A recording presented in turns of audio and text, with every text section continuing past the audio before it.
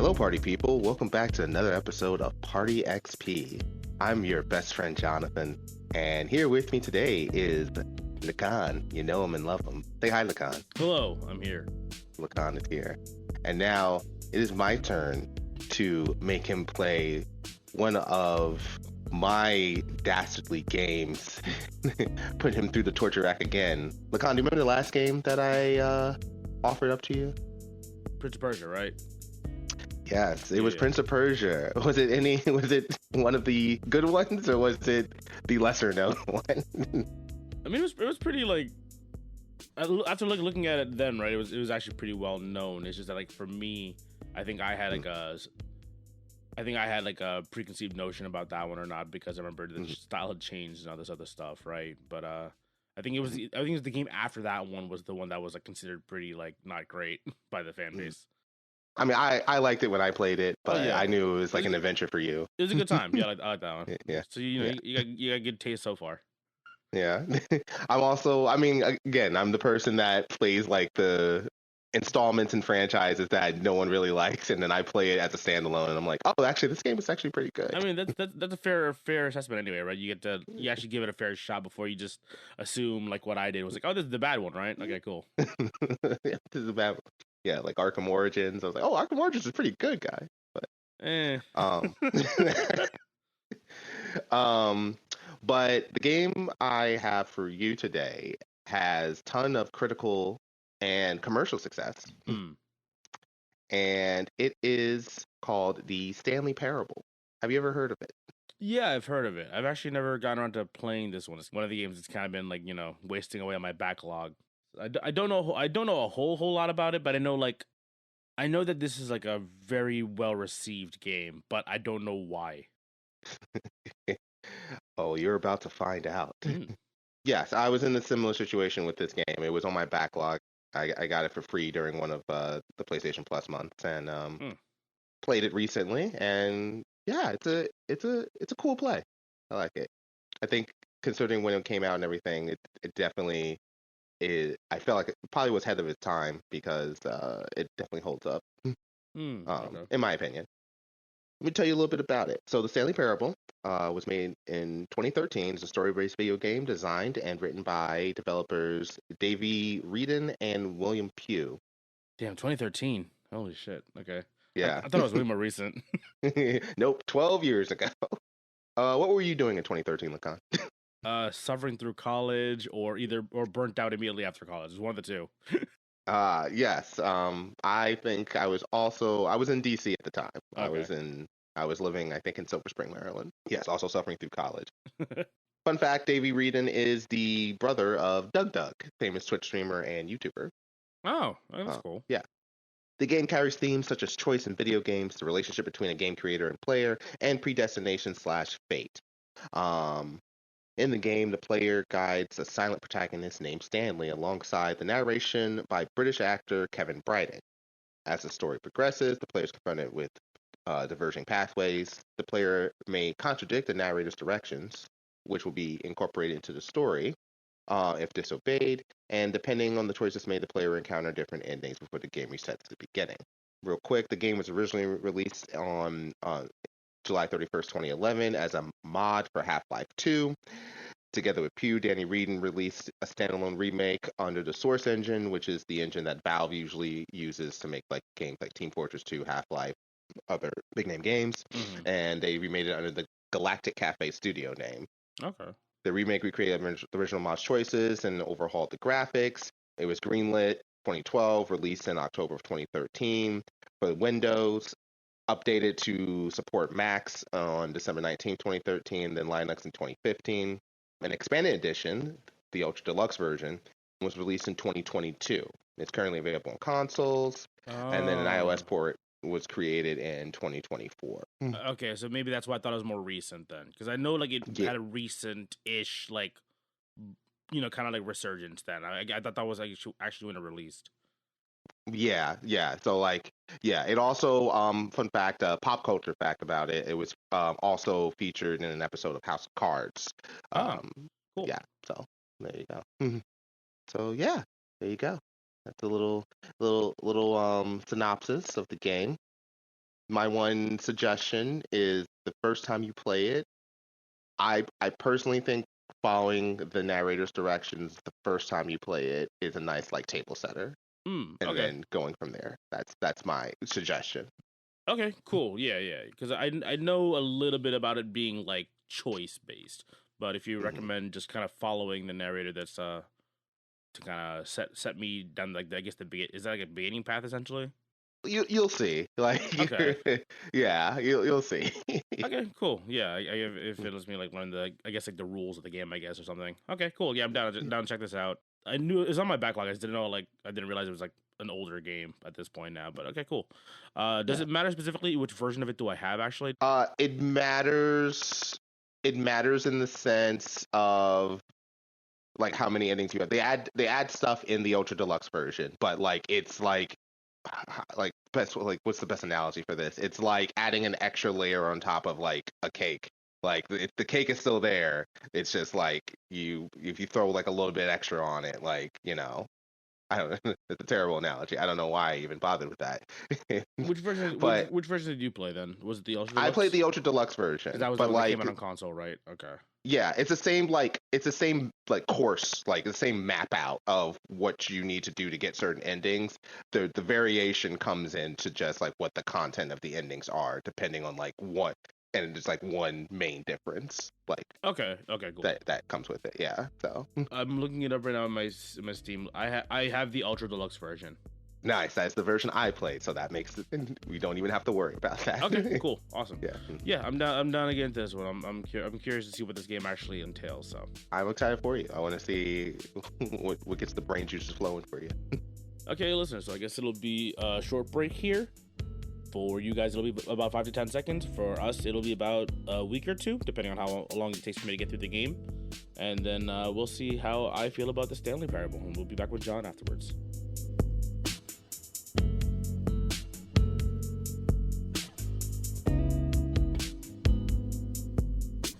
And welcome back, everyone.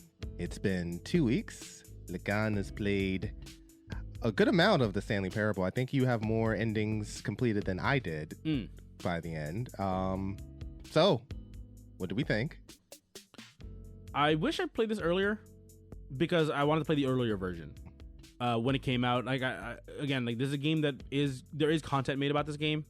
Usually after like one stream, right? Because whoever is like if whatever content creator is making something out of it, they get to see a bunch of endings in one shot, and it makes for a enjoyable experience for like the viewers of the audience, right? Playing it by myself, and there's like a lot of it is like me trying to figure out what triggers what does what. Okay, I've done the same ending 4 times in a row. Is the game gonna do anything weird for me? So it's like there's a lot of just me knocking on shit to see what happens, and at least that's how I kind of played this game. But like I got I'm in terms of endings. What is it? I pulled it up earlier. There's 45 endings in the 2022 remake. So that's this one. I played the Ultra Deluxe Edition, right? There's 45 endings. I got to, I want to say like high 30s, like low 40s. I didn't do all of them. There's like 2 I know of that I didn't do for sure because I watched it on a stream. Like I saw it before, kind of thing. I kind of spoiled it for myself, but it's like okay. But yeah, no, I liked it a lot. It's a weird game. Very much so. It's weird to call. It's almost kind of weird to call it a game, right? Yeah. But I kind of like hopped on the wagon real quick and kind of started realizing, okay, this is what this kind of is. Listen, if you haven't played this one, essentially the basis of the runs are you start in your office. There's a narrator talking to you the entire time. Who like I love the narrator, and then occasionally I hate him because which means the narrator's doing a good job. Exactly. Yeah. And then like you kind of like it's almost like Groundhog Day. You know what I mean? You start from that's a good analogy. Yeah. It's almost like a 3D visual novel, right? Yes. So like I do this, and then hopefully something else triggers, and then my branch will hopefully my path will branch off. Because I did something different from the last time I did it. And then the anime girls come out. I'm kidding. Yeah, exactly. This game would be better if it had a lot more big booby anime girls, honestly. It's just me, that one chick who shows up in one ending, and a narrator, and I'm like, when did the anime girls come out? But yeah, so there's a bunch of endings where essentially majority of them you die, or you have this weird existential crisis of like, oh, this is what I do for the rest of my life, and that's it, and I start over again.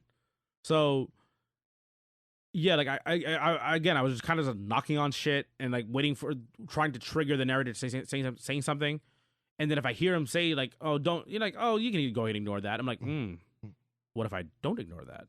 And just start trying to open a door or like turn a computer on or something. You know what I mean? Like, again, you're kind of you start in an office. You're like a giant corporate building, basically. Yes. You walk around. You touch random shit. You go through doorways. And you are Stanley. Like, yes, you are Stanley. The game is named after the protagonist.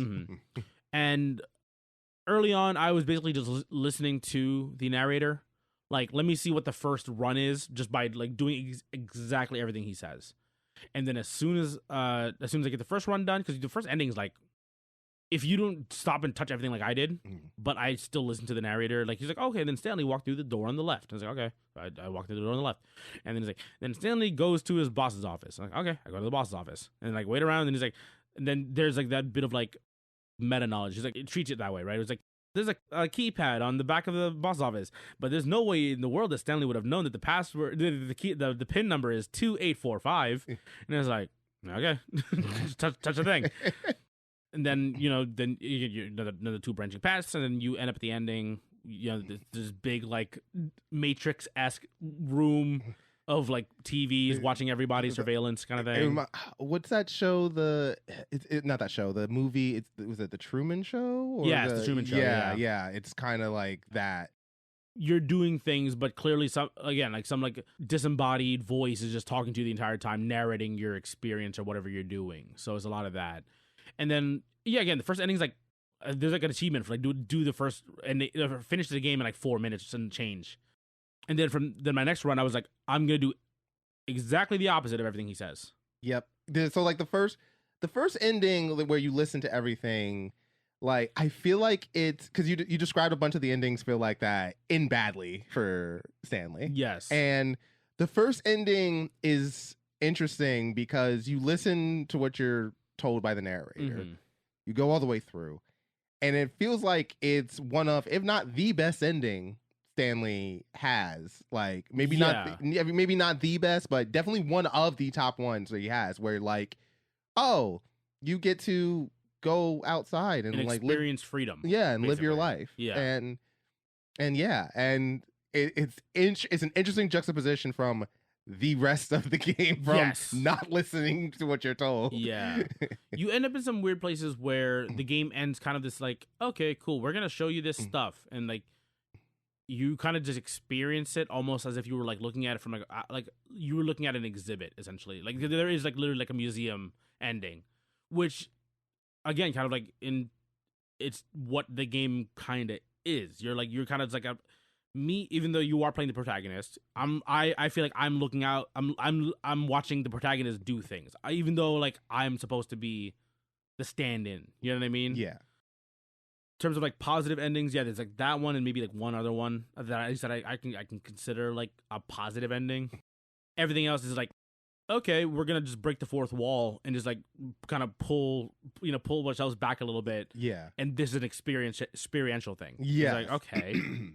Weird. And then yeah, a bunch of ends where you die. There's a lot of weird, there's a lot of abstract stuff that's like very much so. Where it's just, and like existential, there's a lot of existential crisis stuff dude, that's thrown in there. Well, like it is kind of that like whole thing. Like I like the one thing I thought of, at least when I was playing it, was a lot of it, there's a lot of the themes of fate, everything's predetermined. Yeah. And you disobeying the narrator, I thought, I was like, oh, it doesn't matter what I do, because everything that I am doing, which I think I'm breaking the rules, is predetermined by whoever developed the game. You know what I mean? Like, whoever made this game still conducts everything else that I'm allowed to do, basically. Even by not listening to what I'm being told, I'm doing what I'm told. Exactly. Oh, no. Yeah. Now, I see it during I think like the third or fourth ending that I got. No, but I think probably later on. But it was maybe like the ninth or 10th ending that I got was the one where you you time skip into the future. Yes. So basically, it's kind of a pun. After you see this outside world that looks like, oh, these are the Steam reviews of the game, and this guy hates it. The narrator's boring. What do you mean? I'm like, and so like the narrator gets like offended by it, and then he's like, well, here we go. This the skip button that everybody was asking for. Now go ahead, Stanley, press the skip button, and then he just starts like talking nonstop, and I kind of just sat there like, what if I don't press the skip button? And he just keeps going, and I was like, I'm okay. I guess I'm. And I was like, okay, so you press it a bunch of times, and then like I don't know, maybe like 4 or 5 in, you hear him go, "The end is never the end, is never the end, is never the end, is never the end." And then like on my subsequent playthrough, instead of like just like the Stanley Parable repeating on the loading screen, it changed to "The end is never the end, is never the end," loading. The end is never the end. You know what I mean? I was like, oh, okay, the game's starting to like not break down, but I was like, Yeah, it's that ending was like so. It was so fun because one part of me really wanted to just listen to how long he would ramble. He goes for a while. I let you know, I sat there for like 10 minutes doing nothing. But the other part of me really loved cutting him off mid-sentence. Yes. What if you do? Don't press that skip button.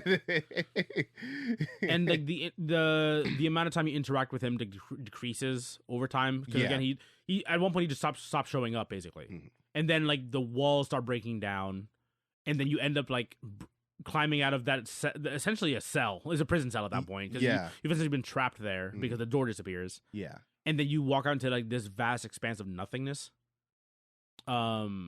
which felt very much like the ending of like Portal, the first Portal game. Yeah, you know what I mean, where you break out of like this containment center, which is interesting considering that this game popped up, I believe, on Portal, if I remember correctly. Which listeners probably like know exactly what I'm talking about because I definitely mentioned it in the opening, but it's been 2 weeks, so give me grace. But the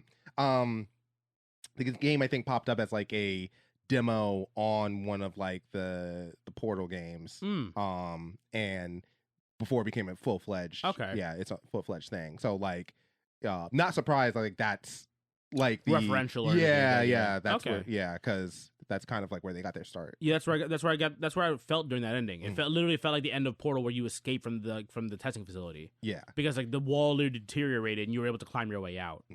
So the original game was built on the Source engine. I ended up doing a little bit of research afterwards. So the original game was built on the Source engine, which allowed you to do console command stuff, especially if you were playing it on PC. Yeah. So you can hit you could type in like SV_cheats1, and then the narrator gets offended that you tried to cheat in the game, and like ends the game right then and there, basically, right? Or, like, he basically talks down on you, and then which leads to one of the endings. They removed a bunch of those because this version, the Stanley Parable Ultra Deluxe, which is again essentially a new release, a remake of the game, is built in, I believe, the Unity engine, so you can't do console command stuff like you could on Steam. Yeah, you know what I mean. So. And they had essentially reworked a couple of the endings or even some of the in-game mechanics to work without doing console command stuff. Nice. Yeah. So it was kind of a cool little find, me being like a PC player for the most part anyway. It kind of reminded me of like the old days when I was playing like Counter-Strike or Alien Swarm, and then you could realize you could mess with the game by doing dev command stuff essentially. Yeah, I feel like because I played it on console, and I felt like for you, it probably would be an extra layer to the experience of you playing on a PC and having that element added to it. Because, like you can definitely tell you could definitely tell it started as a computer game and it was meant as a computer game. Well, they literally used the source assets, like the one of the endings where it's like the quote unquote unfinished ending, I guess is what I think it was called. But you walk into an area where the walls are orange. Yes. Okay, so that is literally the map building assets in Source Engine. Ah. So nice. Like there are like maps built in Counter-Strike, like fan made maps. Like they'll make their own kind of thing, and then sometimes they'll skin them, sometimes they won't, depending on how much work the modder wants to do. Basically, I remember people built like Halo 1 maps in Counter-Strike Source, and like one person will add the textures to it, so it looks like the old Counter-Strike 1 map. again, like knowingly that this is made on the source engine. Like, oh, this is a nice little touch for people who like knew the original game essentially. Cool. Okay, I'm glad I learned something now because I was wondering when I was going through the ending, like, what is these? I know it was like referencing like the building blocks of like the world, but I didn't understand the reference as far as So once I got to like a couple endings, like around like maybe 9, 10, 11, like, you know, like 10 to 15 runs in, I want to say, I start like hitting a little bit of a wall to try to figure out how to trigger new stuff. Yeah. And then at one point the bucket shows up. And the bucket is just like, I felt referential to like the companion cube in Portal. You know what I mean? It's like, oh, you pick it up. And he's like, oh, yeah, but Stanley feels this immense connection to this bucket. This is his bucket. And he's just spieling for like a good 2 minutes about why I'm so connected to this bucket emotionally. And I was like, okay. Hey, the bucket is very important to the game. And Yes. I wish I was exaggerating, but that is 100% true. Yeah, so the companion cube is kind of like how that was for Portal, right? This is like almost like a mascot for the game because of it, right? And yeah, the bucket, once I realized, okay, well, now I have another variable, it's like I will do a run, I won't pick it up, and then I'll just do stuff with it. And then end up with an ending that I already did. I was like, okay, I'll do it again now holding the bucket. And then I'll get a different ending, and that'll change it. Yep. So it's like, okay, so it's literally just another variable trigger to start another branching path. Yeah, and that's like I believe that's like the big addition to the remake / deluxe edition, where they add the bucket in, and then it procs a ton of endings off of that. Because I don't think in the original the bucket was there. Okay. But yeah, no, they. It's so funny how how meta and how much they they poke fun at themselves and then poke fun at other things in the gaming industry and stuff like that with like because they go ahead and you get the bucket and like they oversell the bucket hard on like how important it is and then make it extremely important in the context of the game. Yeah. And then like it gets to a certain point with the bucket where the bucket now, instead of being framed as like, oh, here's this very important item in your inventory, it turns into this bucket is basically your god and you need to.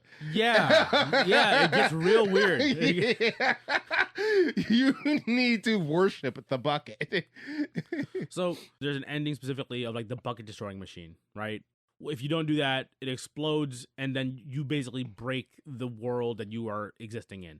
Yes. So connections there made to the companion cube, where in the first Portal game, you are told in one of the test rooms to destroy said companion cube, right? Even though it is like given to you as like, oh, the term companion means, okay, I'm supposed to have a connection with this thing, even though it's just a cube it's just with hearts on it. That's all it is. But then it's funny that it becomes so important also to like the player base, where it's like, oh, now we have a connection. Oh no, the bucket is like, you know, the bucket is the new companion. Yeah, and the bucket is God. Like, it's like the bucket is the thing that like everyone connects almost to the game at that point. You know what I mean? So like the companion cube is like, again, kind of like a mascot character now to Portal. And the bucket becomes, again, almost like a reference to itself. Like within like to the players, like, I was like, oh, so you got the bucket. I was like, oh, everyone's like, oh yeah, everyone's the bucket. Like everyone who's played this game knows about the bucket. So if you say that to anybody else who's never touched this game, they're like, why is the bucket so important? But everyone who's played the game understands that, like, oh no, it is like a major key to like a lot of the stuff of the game, strangely enough, right? And the part you mentioned before where they make like a big deal of the bucket, right? Poking fun at the gaming industry and all this other stuff, where they have it's like, oh yeah, new content, and then it's just like, we gave you a jump, but you're only doing this little circle, certain amount of jumps, and in this little circle, and that's it. I definitely burned through all my jumps immediately. Same, so when it came up later on, they're like, oh yeah, look, it's the jump pad, but you used all of yours already. I was like, yep.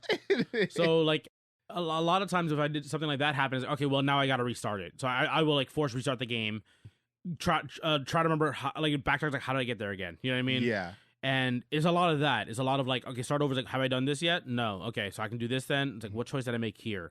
And I essentially I have a notepad on my PC, just like, have I done this yet? It's like, and like, this is the ending that I got. You know what I mean? So I had to start like writing down, it's like, do this. I got to this ending. It almost felt like a to-do list. Yeah, I think I didn't get to the notepad part, but like in terms of trying to keep track of endings. To be fair though, 100% understand why, because like you did that, because as I was going through past, basically what I was just doing is like mentally keeping aware of like, okay, I didn't do that.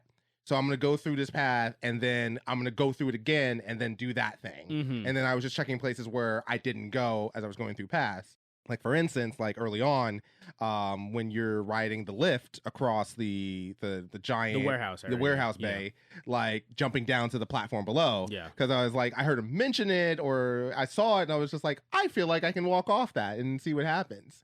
And just doing things like that, yielding different endings. And also like some of the stuff in there, like the bucket, they like go ahead and go on about how important it is. And it actually is extremely important in the game.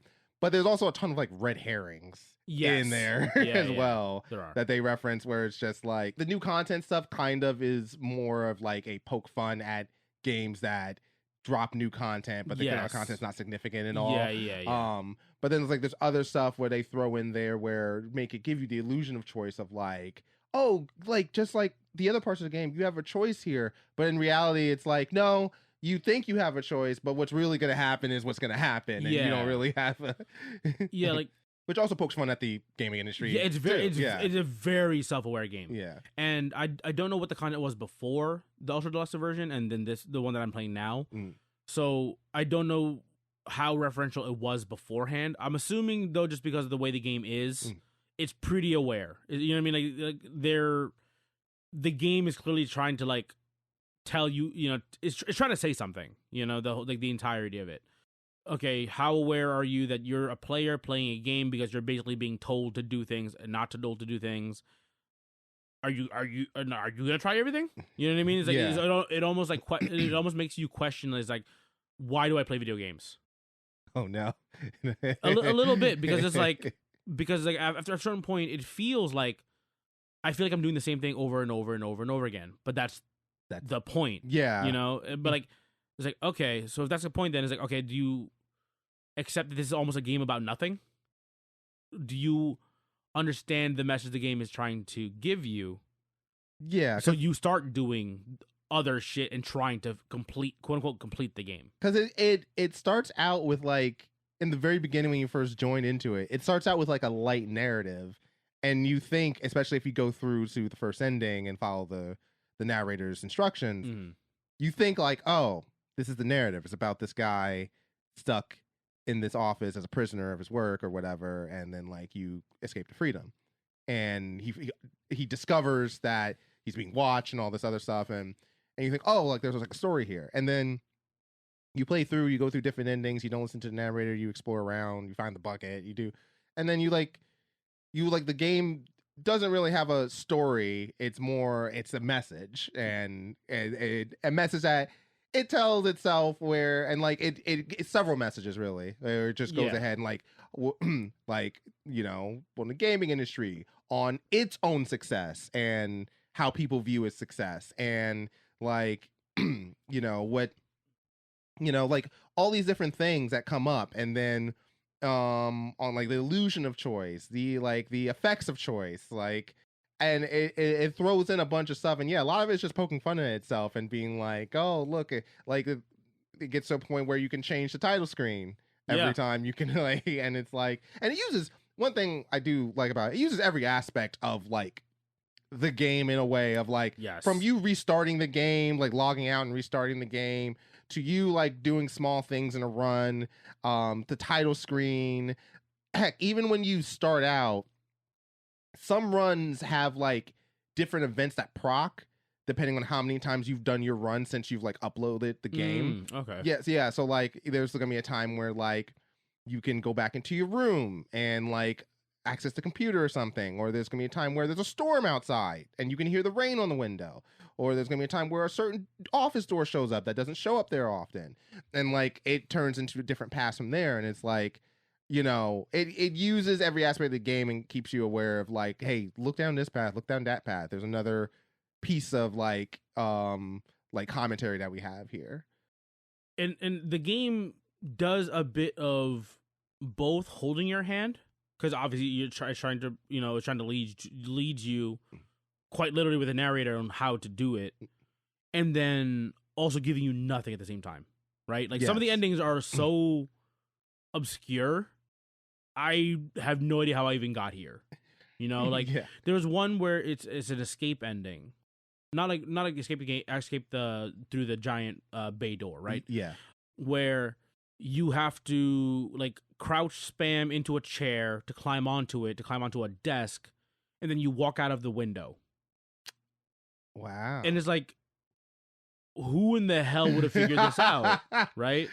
That's for all the people who try to like go either outside the map or are speedrunners. Yes, the people who are trying to break the game. Yeah. And I have a little bit of that in me. Like I always try to see like, okay, well, I don't have a lot of abilities to do it. I can't jump. I can interact with a bunch of things, but not everything gives me any response, right? Like when you press the interact button, you'll hear like, it sounds like a door jiggling, like a door handle jiggling. That's really it. Yeah. And then you're just assuming, oh, that's everything. Yeah. That's the only sound that they use. Yeah. So it's like, okay, I guess that's it. And but then like in some part of my mind, I was like, well, the door jiggling is something, so I'll just touch all the doors.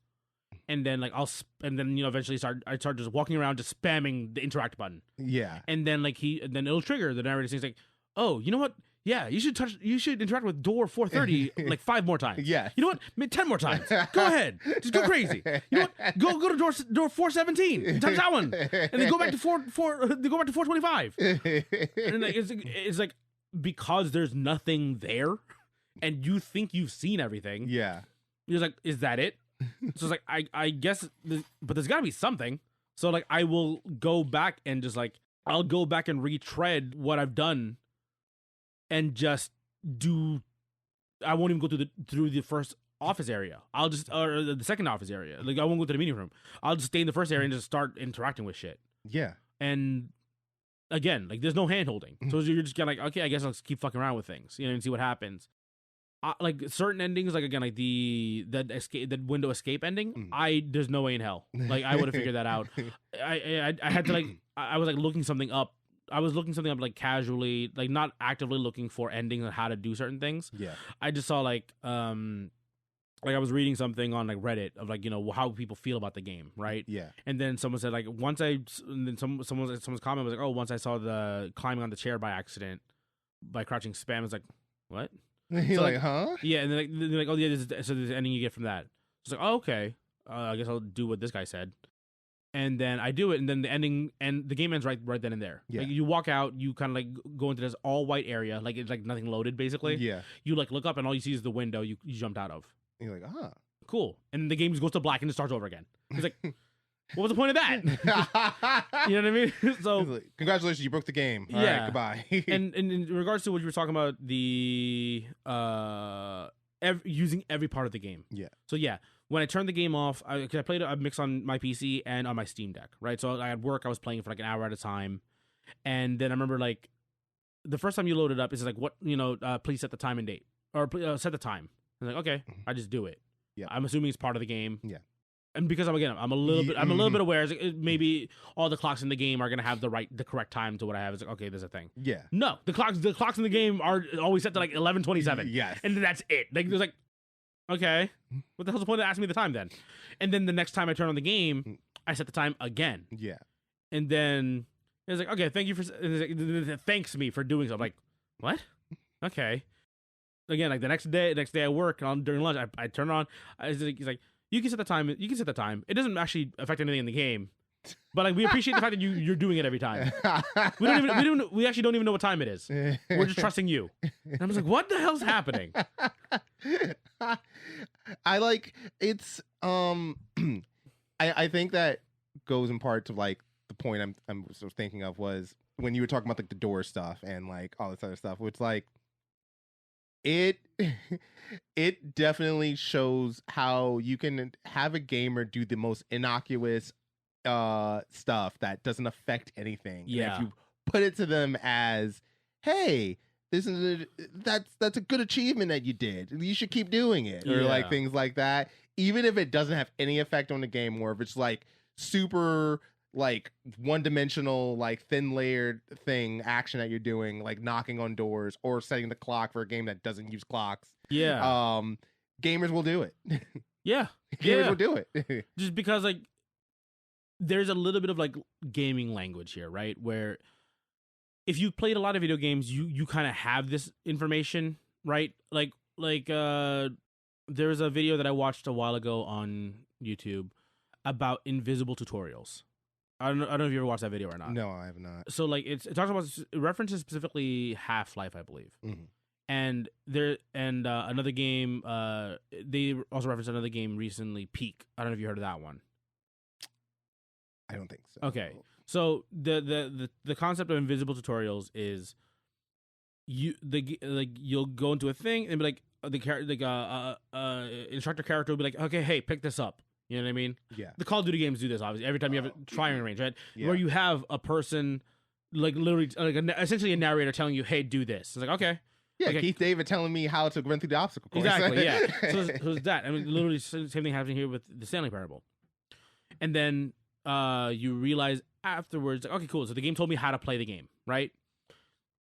And then, like, but Half-Life was like, okay, so you go in this area, and the source engine allowed you to interact with things, but doesn't explicitly tell you to. You know what I mean? It's you grab something, right? Grab a gun. Okay, cool.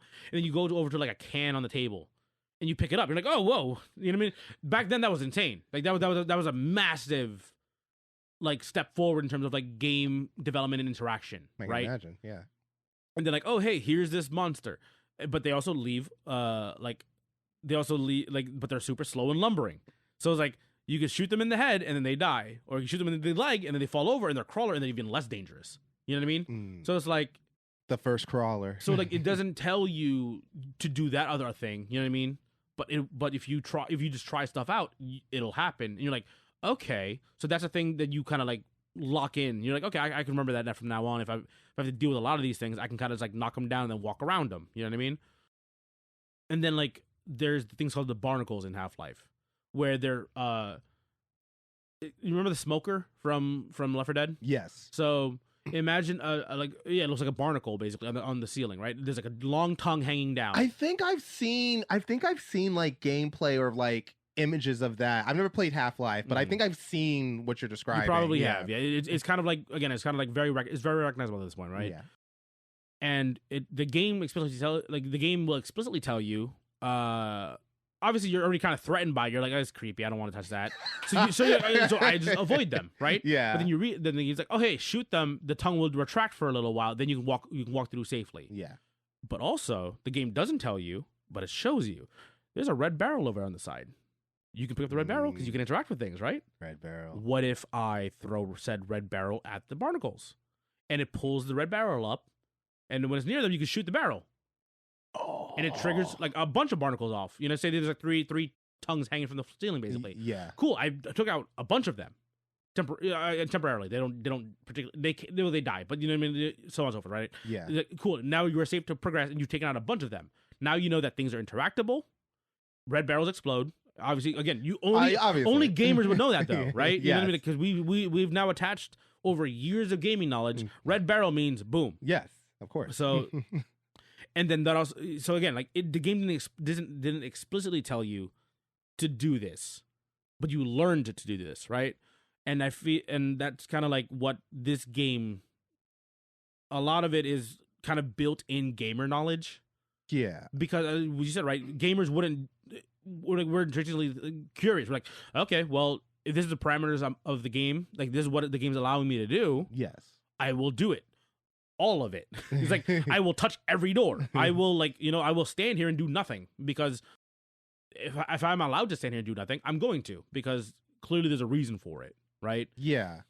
And I referenced Peak earlier. So the Peak is a game about cooperative climbing a mountain, basically. It's essentially like a climbing roguelike. Okay. Where you go through 4 biomes. Every day it changes the map. Like, okay. And you help each other climb. It's a first-person climbing game, right? Okay. So there's literally a handbook in that game that tells you how to do, like, how to grab, how to throw. Eating things lets you recover stamina, stuff like that, right? Avoid this mushroom because this mushroom poisons you. This one heals you, right? Okay. And then if you see that like field guide, you're like, cool, I will flip through the 5 pages. Got it. I now have a bunch of information that I can use for my attempt, right? For my run as a new player, right? Yeah. But if you're a person who does not read, you'll just like learn. Okay, here's how I climb. You hold left click. So like I don't know what it is on controller, right? But you hold left click, you climb, and you see coconuts. You're like, oh, cool, food. You know what I mean? You grab it, and you're like, oh, what can I do with it? I can't eat it. And then you'll throw it, and you throw it, and then it opens up, and then now it's edible. See, like the game didn't explicitly tell me how to do said things, right? But again, it's an invisible tutorial. I gained as much information from just fucking around and doing shit versus listening to exactly what the game is telling me what to do. And that is like, again, like information that gamers would have had over years of playing video games. And because I have that mindset of like, oh, I'm just going to go ahead and interact with everything because it's got to do something. Yeah. Like, I think in like the modern gamer, because of like what you described and now how games have evolved now to like what you call the invisible tutorial, it makes a lot of sense, considering when the Stanley Parable was made and where it came from, why it delivers its messages the way it does. Yes. And then considering now playing it in 2025 or 2022 when it came out, the deluxe edition, how like it goes ahead and even now is like even more applicable to like the modern day gamer, because this is all we know now. Like the invisible tutorial is like we get kind of like to the point now we get kind of disappointed when there isn't like the implicit new thing that we didn't know we could do and stuff like that. But we still get like super excited when like something that like someone discovers, like, oh my god, like I can actually do this, like that's so awesome. Yeah, that's like Destiny super does that for like its puzzles and its like Easter eggs and stuff, where like there's this like super secret thing where like, oh, you can shoot these like weird things that's been sitting around, but you can only shoot it with a certain gun, and it's like if you shoot all of them, something may happen, and like things like that. And and like, or Call of Duty, when you're like on the maps and it's like, oh, if you press these buttons on the computer, like a random door opens up, and that door opens up, there's a code on it, and like secret ending. Yeah, exactly. So, or like Battlefield, right? Battlefield has those really hidden Easter eggs. Yeah, where you have to do a bunch of really obscure shit, right, to trigger something. So because I'm thinking of that when I'm playing this game, I'm like, I've got to interact with everything and anything, which is like why some of my runs last like 30, 40 minutes. Because I was like, okay, he's telling me to do this. I've just triggered something new, but also like I'm in the new area. Okay, fuck with everything. You know what I mean? It's like, is there a light twitch? No, again, no, can't do that, and can't do that. Stanley goes to the break room, and it's like, this is a really nice room, and Stanley decides that he should stay here, and you just sit there for like 5 minutes because the game told you to do so. It's like, nothing? Okay. Yeah, like the break room. And then you leave, and then the narrator goes, oh, you know what? Stanley decided, no, this is not what I'm going to do.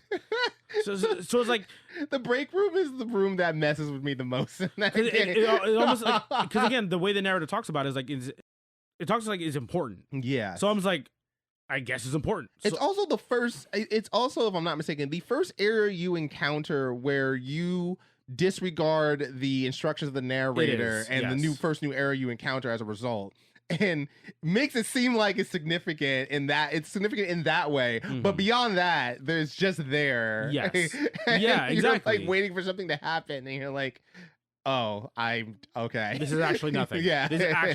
I'm actually just wasting my time here. Yeah. So, there's a lot of expectation subversion, right? You're like, I'm a gamer. I'm going to think of like, how am I going to break this game? Or how do I play the game? And you have these expectations and things you're looking for that you assume the game's going to do. And then you're like, nope, that's nothing. You just wasted 10 minutes.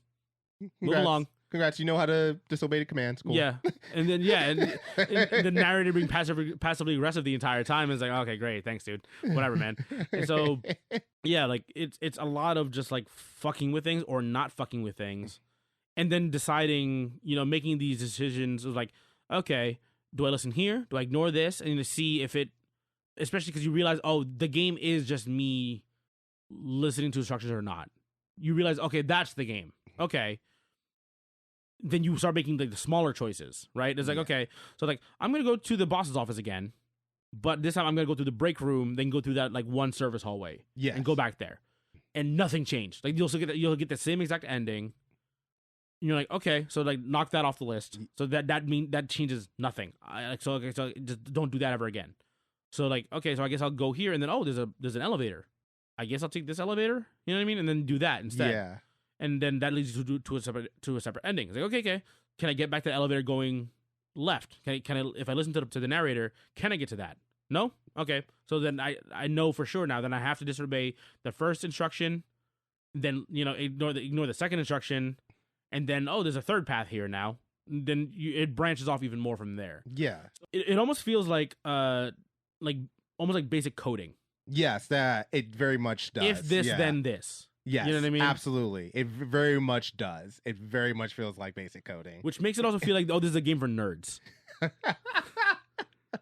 Nerd. Yeah.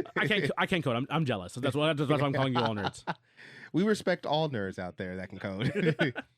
But yeah, no, I 100% agree. Yeah, it very much feels like just coding and you walking through virtual coding. Or like physical tangible coding. No,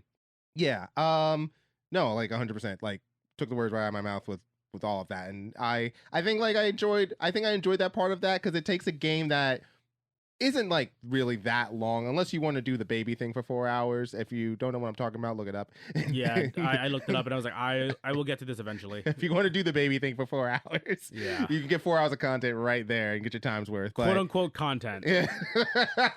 Again, the game does not shy away from telling you, hey, you're wasting your time. Stop doing this. But of course, I'm like, fuck you, narrator. But you're not really. You are wasting your time, but not really, because they do give you something. Because there is something at the end of the tunnel, right? Yeah. So like, the game does like hold like these carrots over your head. Again, like some endings are more fulfilling. Some of them are kind of like, it's weird because like, the game does have like really abrupt endings where the game just goes to black and just starts over again. Yes. And I'm like, did I fuck up? Did I do something wrong? So I'll go there again and then like do the same thing again, and then in that final, me not realizing that, oh no, that is the final room of that ending. Yeah, I can't stop that ending. You know what I mean? That's all I'm gonna get. Yes. So it gets, again, it's very meta. It's very meta. It's very self-aware, which again is like, it's kind of like part of the artistry of the game. You know what I mean? It really makes you think. The act of gaming. No, like, what is a game? What isn't a game? I can't stop this because I'm too stupid to understand it. But like when I'm looking at like abstract art, yeah, and I'm just like, oh man, dude, so is this now another artsy fartsy game? It is though, right? It kind of is, because it is so like, it makes you think. You know what I mean? That's what it is. But it's like, again, I'm a fucking idiot here, right? Like I appreciate art, but I don't understand art. You know what I mean? I'll see something really abstract and be like, it's a bunch of squares and triangles. The fuck does that mean? You know what I mean? Me, my dumb ass. But you show me like a piece of art where it's like, oh no, this is like realism. You know what I mean? It's like a really detailed. It's like, it looks real. It's like, okay, cool. That I understand because I can look at it. Are you saying you don't know why the Mona Lisa is smiling? Lakan? She's not even really smiling. She's smirking. But then, what is the inspiration? Why is the Mona Lisa so important? Why all this other shit, right? And it's like, you're like a casual art enjoyer, you're just looking like, okay, cool, like I've seen it, I get to experience it because I get to experience it in person, but like, what are you experiencing? Yeah. Right? Yeah. And that is a lot of this game. It's like, why am I doing this? Am I having fun doing this? You know what I mean? And it asks those questions to you. Like, you question yourself a lot too. Like, even if the game also does ask you. Yeah, well.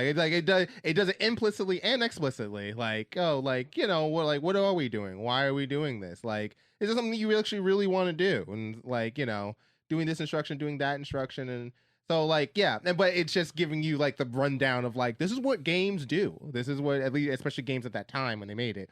That's what games do. They ask you a bunch of things and like, hey, do you want to do this thing? And like, some of those things are like significant and some of those things are very, very mundane. Yeah. And but you're trying to do all of them, especially if you're a completionist. You want to do all of them because like the baby 4 hour game where like, I want to do that so I could say I did it. Yeah, exactly. Yeah. And it's like, developers, in some ways like reward that, and in some ways like take advantage of that. And like I think the Stanley Parable tries to point that out, like, hey, Yes. like Yeah. you Exactly know, that. it's somewhat like it's sometimes a mutual relationship between developer and player. Sometimes it's a parasitic relationship where they prey on like that mentality of like, I have to do this thing because this could be something. And it, but yeah, it's an interesting commentary all around of like gaming. I wanted to ask you though, what is your favorite ending? I think my favorite one was the heaven ending. I think it was called. Oh, the heaven ending. That one I only got because so the heaven ending triggers after you input on 4 separate computers throughout the run, basically, right? Yep. And you don't notice it until you've like interacted with it. Like you really like this. So there's one computer. I forgot what cubicles they were at, but like there's one computer that has like an input, like a text field. You press a button and then it'll receive it as an input and it'll flash purple as it filled in that slot. Yeah. And then I just saw it as like, okay, cool. I guess I can't do anything with that anyway. And then like I found another computer that had that one flashing one already on it. So I pressed it, and that one input the second empty slot. Like, oh, okay. And then the pattern starts emerging. Exactly. So you start kind of developing this like pattern recognition, right? So then you start looking. Now I'm looking for another computer anywhere, right? Initially I spent time, obviously, all the computers are in the office, right? And then I'm like, I can't find this third thing. And then you go through a couple of different endings, and again, I finally found the third computer, which was the secretary's office outside of the boss's office. Yes. After like 30 runs. Yes. I also had the same issue. I couldn't find this computer. Because at that point I'm just looking at shit. I'm just like trying to see like anything else that could possibly be a thing. You know what I mean? Like the game didn't tell me I can't go here, so I'm gonna go behind the secretary's computer, and then I see, oh, this is it. The final one is your computer. I think there's only 4, right? 4 or 5. Yeah, whatever it is. Yeah. So there might have been another one in the office after like the secretary's one. Yeah. But then the last and final one is your computer. And you press that ending, and the screen goes to white, and then you end up in a room full of buttons. Yes. Yeah. Which feels a little bit like doing the power on, power off button that you interact with during the first ending, technically, right? During the control panel. Yes. And that's the ending. Yep, that is it. It is a room full of buttons that is constantly spinning. You can press them. Yes. You can press a bunch of them. But they will reset every time. Yep. And that's literally it. And you have to manually restart the game. Which is like, I if I'm trying to decipher what they're trying to do, which I guess is pretty simple to decipher. It's like the idea of heaven, and I think why they call it heaven is like the idea of you going around and pressing the button on the computer to go ahead and activate the pattern. And like the idea is like, oh, heaven for you, the gamer, in this sense, is now you can press as many buttons as you want, just like what you've been doing. Yes, that's exactly what I got as well too. Yeah. It's like, okay, that's like, if this is your fulfillment, this is exactly what you're looking for. Yeah. Here you go. More buttons, as many buttons as the eye can see. And as long as you want. You can stay here as long as you want. So it's just like a giant middle finger. Yeah. But it's like a middle finger in like the best way. Because like, again, the game is telling you something. It's like, yeah, are you aware now that that's all you do? You fucking walk around and press buttons on shit, and hopefully something happens. You fucking monkey! Like, is that to trigger your brains? Huh? Is that triggers the neurons in your head? Are you happy? Oh my god! Dance monkey, dance. Yeah, like it feels insulting, but it is just like all you did this entire run was press buttons. Honestly. Every game you play is just you pressing buttons. Yes, that is it. That's all it is. So is that the game? Is that a game for you? Then here you go, all of it, all the buttons, and you can stay here as long as you want. It is a white room, like 800 buttons, and just enjoy. And it's such an fu, but it's also like a very funny play on like what you're being asked to do. If I hand this to somebody who doesn't play video games. Like, what do I do? Just walk around and just listen to the narrator. Yeah. Okay. They'll probably just play me like, okay, now what? Well, he told you to do something. You almost have to spell it out for somebody who doesn't play video games. Yes. You know what I mean? Yeah. Like, because we have years of information now, like logged in our brains, like, okay, we kind of figure things out, and like that's when the game kind of breaks out of it being kind of like a single story game into this like infinite, at least what feels like infinite branching storylines, basically. Yes. Again, it's not a story. There's no like. No, there is no story. There's like it gives you the illusion of one when it starts out of Stanley, but it doesn't really matter. And like I can't say for sure because I haven't gotten all of the endings yet, right? Yeah. I don't know if there is like a game over screen essentially once you finish the game. Yes. Or quote unquote finish the game, right? I guess technically you can call it finishing the game because there are a set number of endings. Well, Lakan, remember, the end is never the end. It's never the end. Yes. It's never the end. Very true. Exactly that. So I'm gonna go back and fully finish the game at some point. Okay, cool. But because like I'm a gamer, I have to finish it. I need the achievements. And they like got you. Yeah, exactly. They got you. You know, it's a part of that, and also part of like me. I want to now understanding exactly what the Stanley Parable is. I want to experience all of this game at this point. You know what I mean? Yes. And in regards to you specifically mentioned like the completionist aspect, right? Yes. Again, they poke fun at that too, where in the new content area, they put the Stanley figurines. Yes, exactly. Which also the narrator could not figure a name for throughout the entire game. So like I've gotten 5. I haven't gotten 6. I have no idea where the 6th one is anymore. So like now I'm like thinking it's like, okay, I clearly have to retread something to hopefully find that last one. But hopefully. God, am I gonna hit myself? I don't want to look it up. I Look on. There's way more than 6. There's more than 6? God fucking damn it. It's so... Again, the game does a lot of FUs to you, including while you're collecting the figurines, where it tells you, like, oh, this is not going to do anything. Oh, yeah. He supposedly says, like, there's nothing's going to happen once you collect all of them. Yeah. But don't you feel that sense of commitment that you're going to find everything? It just and I was like, yes, that's why I want it. It patronizes you so much. And I hate the fact that he pegged me. He locked it on me. He's like, I know who you are. Yeah, and then like I found all 6, and then yes, you realize there's way more than 6. Honestly, thank you for the spoiler, because like at least now I'm not gonna be like, oh god damn it, there's more. You know what I mean? You're gonna find out. Like I would say, still try to find the 6th one. If you say you don't know where the 6th one is. No, I'm at the point now that I'm like trying to retread. Do you know how to find out their locations? No. Okay. So go to the meeting room. Okay. And that's where you'll find out their locations. Are they actually marked on the fucking screen or some shit? They list. There's a list there that tells on like the whiteboard or something. Yeah. God, I didn't even fucking see that.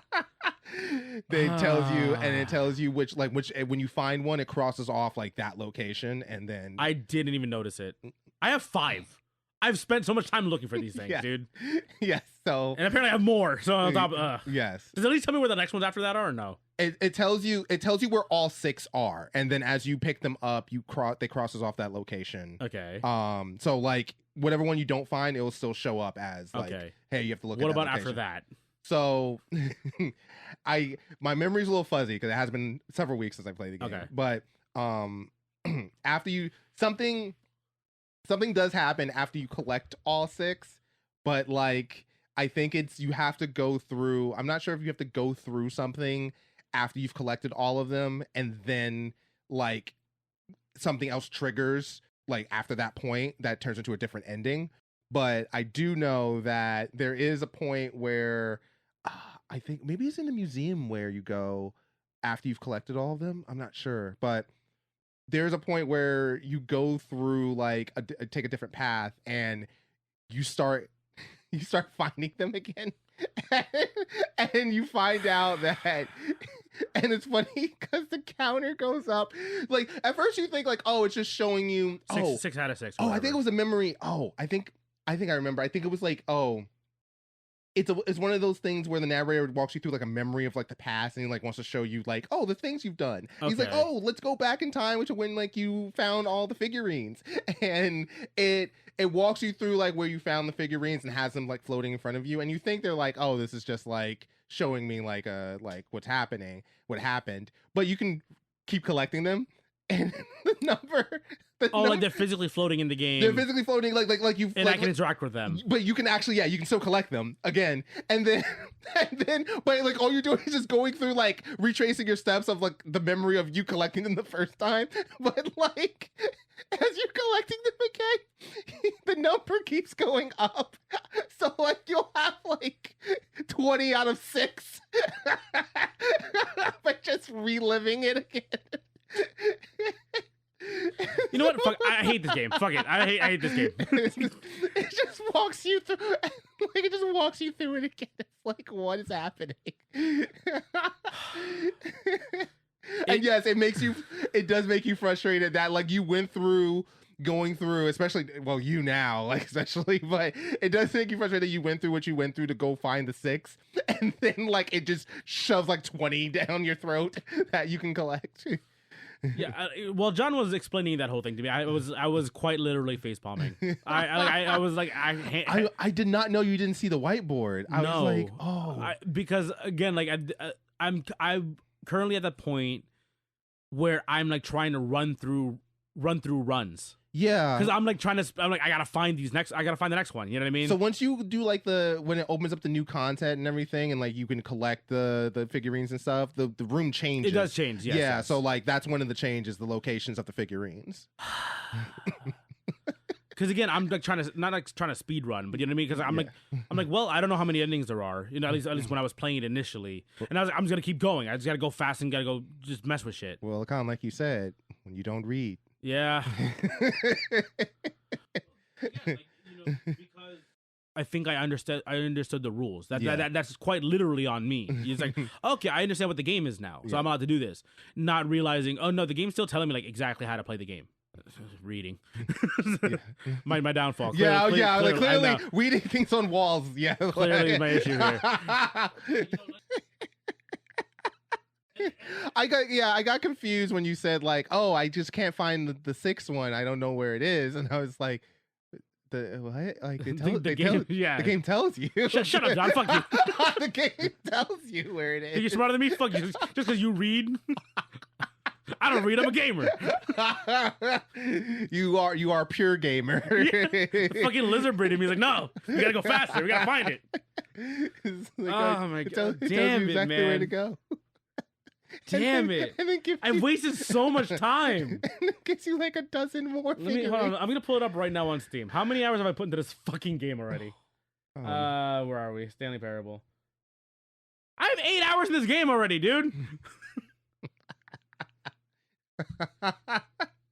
And okay, like, and also listen, it doesn't sound like a lot, but like because the runs are so short, you end up doing the same run like a lot accidentally. Like you said, you completed your first ending in less than 5 minutes, like 8 minutes or so. Because again, I was kind of just touching stuff. You know what I mean? Yeah. So like trying to see what I could interact with or not. But like 8 hours is like this. From what it looks like anyway. This game's a relatively short game. Yeah. Aside from it's probably like that's around roughly probably its real play time. I'm at 8 hours and I haven't even finished the game still. Yeah.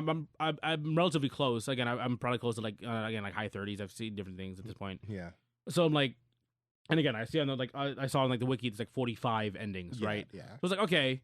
And then, but if I didn't have any of this information that you just gave me, I would have been sitting here for another, I don't know, 30 hours trying to figure out where the hell this fucking thing is. So, I mean, obviously I would have found it eventually, right? If I'm just brute forcing just like all the endings that I saw before. Yeah, it depends where the 6th one you can't find at all. But yeah, I mean, I hope like, at some point you would have stumbled in the room and been like, looked at the list and you're like, oh, you gotta be kidding me. Probably. Yeah, that's exactly what it is. But I think next to the list is like a drawing of the figurine. On the other easel. Yeah, there is, yeah. And like it's funny because like there's also like little bits of the game where again it sets up these like expectations, right? Where there was one run where you leave your room and the narrator goes, and then for some reason Stanley felt the explicit feeling that someone's following him. And Stanley will not turn. And Stanley will turn around. And I was like, not doing that. So like, I was like, nope. And that's when the game became survival horror. Yeah. So like, And again, the game does have like very much so like backroom vibes. You know what I mean? Whereas like it's just like a liminal space, like the office area just never ends. It just continues going forward. Yeah. Because especially once you've played you've done like 30 runs, everything starts to look exactly the same. Yes. You know what I mean? Because it is, to be fair. You know, right? But so when you see something that changes the area, it's very apparent, right? Like one of the I don't think it's an ending, but I think it's a trigger where one of the hallways is blue out of nowhere instead of being orange. Yeah. And I was like, okay. And then that moment, I had the like immense feeling of like, I should slow down because something's clearly being set up. Yes. Right? Yeah, like I said before, there's going to be a run like where that happens. There's going to be a run where there's a different door number that pops up. There's going to be a run where you hear rain outside. The lights are off. Yeah, there's going to be right with the lights off. There's going to be the run where someone's behind you. Didn't turn around. I have no idea. Here's the thing. I have no idea if something's actually following me. I never turned around. And I never triggered it ever again. So I have no idea. There's going to be the run where you can go back in the office. Which that one I did, yeah. That's yeah. That's like one of the like weird short, and it like literally takes like you could literally finish your quote unquote run in like 30 seconds. Yes. If you just walk back into your room and just sit there. The narrator like spiels for like 30 seconds. Yeah. And then cut to black, and you wake up again in said office and start the run over again. So it is testing like your like pattern recognition in a way of like, hey, like, did you notice like was that always there? Like, maybe you should like take a look at it or not, whatever. Yeah. And it's only for that one, run that it'll make that change. It's relevant, right? Yeah. Okay. So I noticed that for a couple of things, like the broom closet, right? Yes. So the broom closet. There's nothing in there. Nothing. And it gives you like 10-15 minutes of content of just talking at you about stuff in the broom closet. Yeah. So because he never stops talking. Yeah. I'm assuming there's got to be something why this broom closet's here.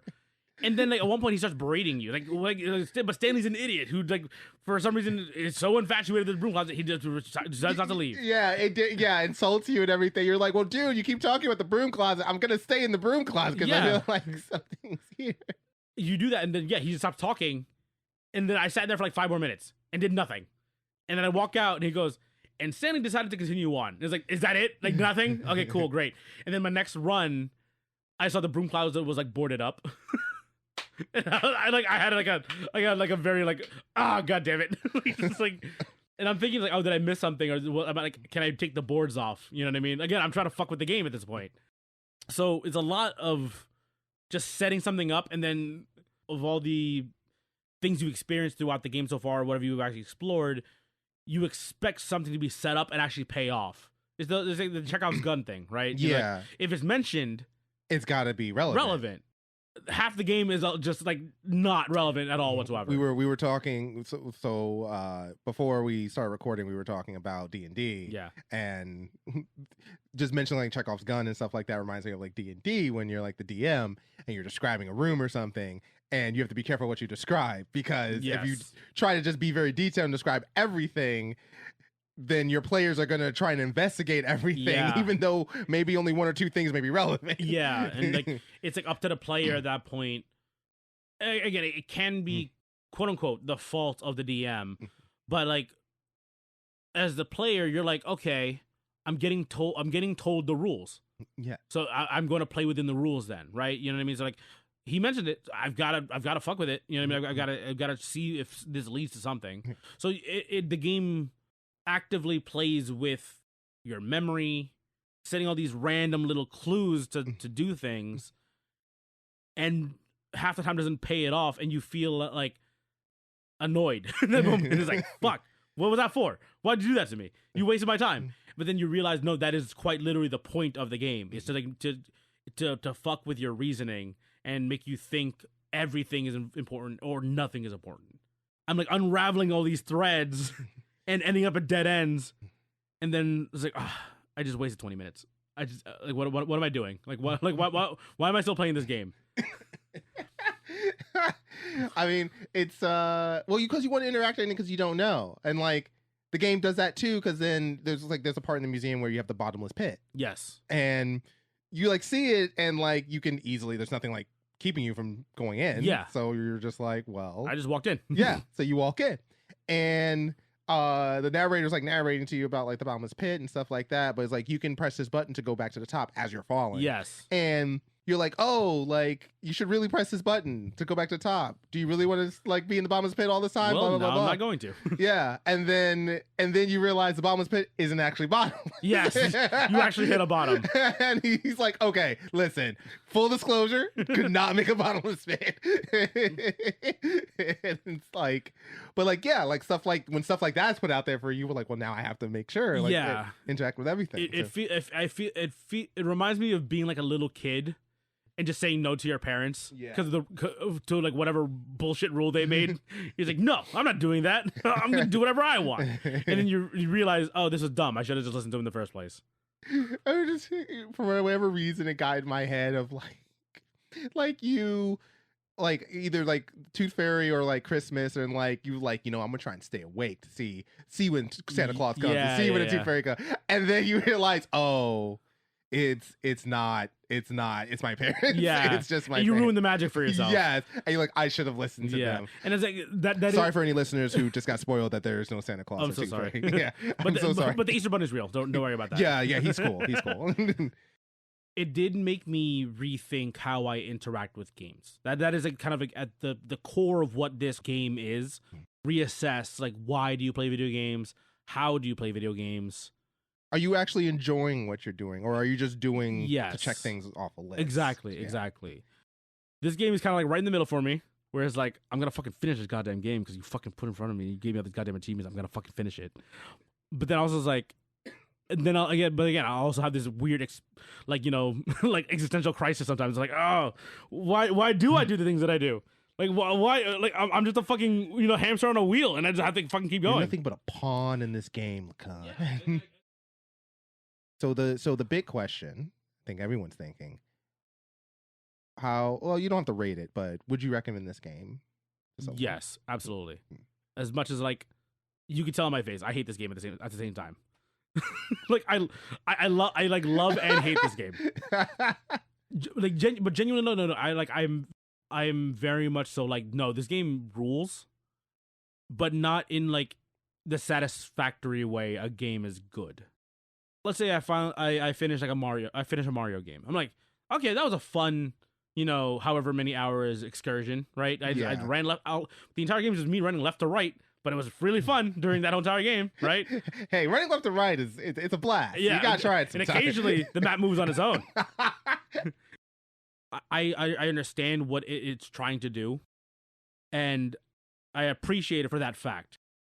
I also appreciate the fact that it's making me realize that like the things that I learned of doing in gaming all these years has kind of conditioned me, you know what I mean, in a way to like think a particular way. And this game is just like reminder, if you are participating in this medium of entertainment, right? It's like you are playing by something else's rules, right? Yeah. And are you doing it because you want to? You know what I mean? Like yes. that's at least that's what I've been able to pull away from it at this point. Yeah.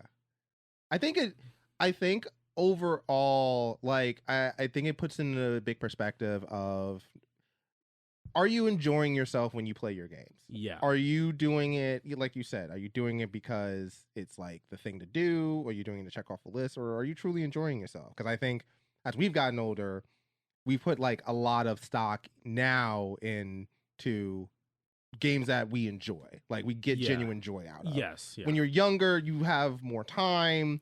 You're just kind of trying to fill that time. So like if your friend says, oh, I like this game, I have this game, you're like, well, I want the same game my friend has, and be able to talk about it and stuff. I think now, like as an older gamer where our time is like more precious, now it's like we want to enjoy that time when we have that free time when we have. You know, you become more deliberate into like the things that you're doing and like what games ask you to do. And it's like, oh, like if you like, I know you're, you know, a big first person shooter guy, and it's like, you know, you are going to like lean into games that make that first person shooter element as fun as possible. Yeah. And things like that. And like I've evolved now to more of a like story guy, like an adventure game guy, where like I want a narrative that is really good, that pulls me in. And like you know, and like the mechanics and stuff are fun too, but like if you give me a great story, you give me good characters, I'll deal with most of the mechanics as long as they're not janky. Like I'll be fine with it. So like, you know, and that's like the game you have to ask yourself, like, hey, well, like, what do I enjoy? What gives me like the most self-fulfillment? And like when I play my games, or am I just, like you said, the hamster on the wheel that's just doing things just because it's being told to me? Yeah. Like in regards to what you were saying, like, you know, us kind of being more deliberate in terms of like our game because we're older, you know, we don't have as much free time. It's a meme right now where like the gamers are getting older, so we move away from the competitive PvP games, and we're kind of just enjoying single player games. And it's like, as much as I enjoy the competitive aspect, it's like part of me is always like, why am I making myself miserable every goddamn day?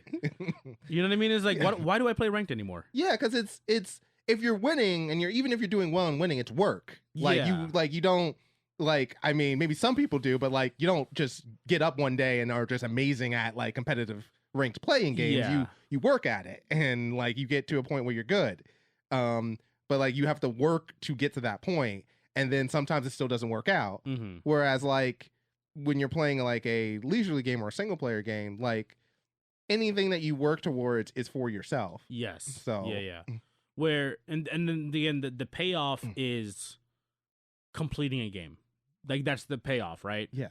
There's a conversation currently going on within the gaming space where everything is a live action game, everything's PvP, everything, you know what I mean? It's like, and it's all predatory, right? It's like it's they're all the big games currently are trying to control your time. Yes. You know what I mean? 1000%. Yeah. Which, don't get me wrong, there are games that people play, and I'm sure you get fulfillment out of it. You know, like people who play who play World of Warcraft, or people who enjoy playing COD or fighting games and so on and so forth. Even sports games with like the Madden Ultimate Team and like your 2K team and stuff like that, all meant to monopolize your time. Exactly. So you and like, again, you get these little payoffs. Yes, you get the payoff when you win, right? Yeah. But it's not over because you have to play the next game. Yeah. You have to keep going. Yeah. Next round. Next season. One more. Got fell the next battle. Exactly. So in a game like this allows you to realize like, oh no, there is an ending. You know what I mean? Like, even though this game itself, I don't know if there's like an actual true final ending to this game or not. I haven't finished it fully yet, right? But it's like, it triggers that part of my brain where it's like, and I think about it as like, do I have to keep playing this one? You know what I mean? It's like well, I died or whatever this story ended of this run. Do I have to go again? I can just step away from the game right now, and because it feels like the game's trying to tell me that, you know. So, but remember, the end is never the end. I think that this game is a good game. It's a very good game.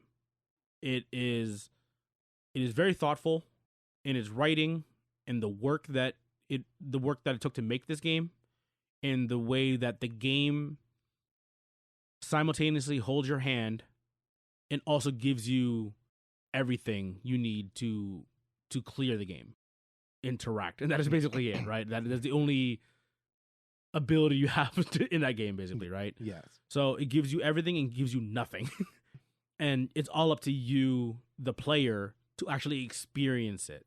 And that is kind of like what the point of the game is, I think. Yeah. I'm sure there's more points to be made of it. Yeah. Very much so one of the most interesting things that I've like experienced over the last probably couple of years, honestly. Yeah. It's a game that simultaneously puts you on a track and at the same time gives you immense freedom to do stuff. It's a game that has commentary on the gaming industry, but at the same time lets you do silly stuff as the gamer. Yeah. So yeah, again, solid experience so far. Again, I'm only like 8 hours in. I should have already finished the game at this point, but you're close. I'm close. Yeah, I'm gonna complete it. Just because, again, the gamer brain. Like, am I falling into the trap? Is it the trap this game is set for me? Shit. No, man, the game is gonna like troll you so hard when you get all the endings. And honestly, to that point, like, that's what I'm almost worried about. It's like, is the game gonna call me a stupid loser for 100% in the game? Well, you gotta let me know. I will. You will either get a very like excited message from me or a very, very angry message from me of like, God, this game's ass. This game is bullshit. But as of right now, I'm enjoying it so far. I'm gonna most likely finish this one. Nice, awesome. Wow, I'm glad you enjoyed it. Yep. I'm glad you enjoyed it at least more than the Prince of Persia game. I think the Prince of Persia game was pretty good. Yeah, it was. I told you, like you gotta. Well, the ending was the lack of an ending. Yes. See, that's why I play the games. Well, like Stanley Parable is good, but that's why I play like the bad games as standalones, because then it'd be like, hey, this is actually pretty good. Yeah. As long as you just give no expectations for it. All right. Yeah, man. So, I guess that's it for us here. Anything else you want to throw in there before we wrap up here? No, not really. Just give the Stanley Parable Ultra Deluxe version a try, or the regular Stanley Parable. I think it's a fun little play. I do have one final question for you that I thought of. Yeah. Are there any other games that you've played that are similar to this? Because for me, I would reference like Portal, the Talos Principle, which is like a first-person puzzle game. I think I have that game on my. You gotta check that one out. I highly recommend that one. Yeah. Like the Talos Principle, and then there's like another one like the Entropy Center, I think it's called. It's also like a first-person puzzle game. Very, very like Talos Principle and like Entropy Center are both like highly influenced by like Portal. Yeah. But like, those games were, again, like, it feels just like, oh, it's just a puzzle game. Mm-hmm. But then you realize, oh, there's like a larger message to be pulled from here. Is there anything like that you've played or experienced? I feel like there are games. I don't think I've played a game has like zeroed in on it the way the Stanley Parable did. Mm-hmm. I feel like I've played games that have like dabbled in that, where like it kind of breaks the fourth wall a bit, and like that's probably the most they do. A bit. Well, no, like Stanley Parable. This game comes in with a fucking sledgehammer. No, yeah, the Stanley Parable. The whole point of Stanley Parable is like, oh, there is no fourth wall. Yeah. You are right here with us. So like, I think like other games that I played, like at most like dabble in like breaking the fourth wall. Okay. And then like plays that. Perfect example is Baldur's Gate 3. There's a line in the game, a very particular line. Okay. I think. Does it feel like a throwaway line or something? No, it's not. It's not a throwaway. It's intentional. Okay. That's why the game is great. But where one of the characters, Karlak, has like a short bit of dialogue, a monologue that is being spoken to you directly, the player, and she stares directly into the screen, like talking not the characters of the party. No, like strictly to you, the player, okay. And she talks to you, the player, and like addresses you and breaks the fourth wall by addressing you directly. So that's kind of like games that I've played in my life, like kind of done that. Okay. No, nothing that's done like the explicit. This is what this is all about. Yeah. Okay. Yeah. Okay. Yeah. Kind of goes to the argument of like, are video games art? Yes. Because of the fact that like it breaks its own rules. Yeah. Kind of know the rules again of us playing video games, however many years we've been playing so. Yeah. And then you know the rules, and so do I. I'm gonna remove that so it's gonna get copyrighted. But yeah, where like it's an experience, not just a thing for you to do. Like check those games out. I'm sure there's more to it than that. But those are big ones that I think of that feel very similar to this. Yeah. Okay, cool. Yeah. Thank you for the recommendations. Yeah, absolutely. Yeah. Okay, listeners, thank you much for tuning in for this one. I know this one's a little bit of a long one. John and I always, we can't shut the fuck up. So yeah, we're ramblers. Yeah, sue me. Very much so. But yeah, guys, again, thank you much for tuning in for this one. We hope you guys enjoyed. If you guys like this episode, leave us a like, leave us a review, share us with a friend. We really appreciate support from you guys. And we'll see you guys in the next one. Take care. The end is never the end, is never the end. Is never the end, is never the end, is never the end.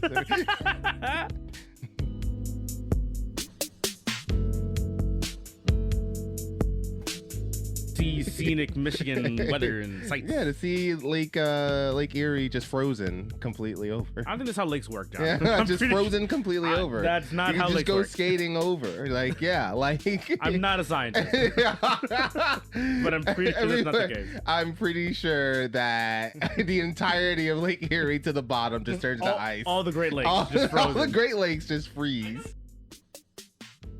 You were saying like, oh, if I lost 50 pounds, I'd be 6 feet tall. I would be. I'd be gigantic.